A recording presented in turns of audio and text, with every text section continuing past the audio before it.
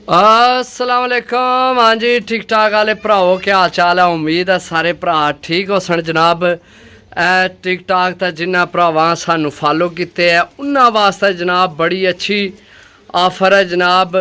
पट्ठियाँ पट्ठे जनाब माशाल्लाह। ए बच्चा प्रमोज है, सही है, बच्चा चोया पकड़ाया प्रमोज। ए बच्चा माशाल्लाह बहुत तगड़ा रात रुके है जनाब। अगू किसी सुबह पकड़े, मौसम खराब नहीं, नज़र भी होया, सही है।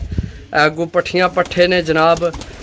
ये सिर्फ अपने जिन्हें टिकटॉक ते सानू फॉलो किते हैं उन्होंने वास्ते ऑफर है, ठीक है।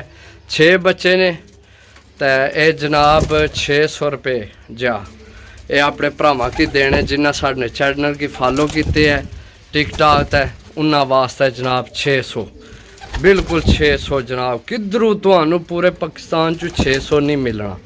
ये बच्चा 600 600 600 600 चेक करो बच्चे, 600 रुपये, 600 रुपये।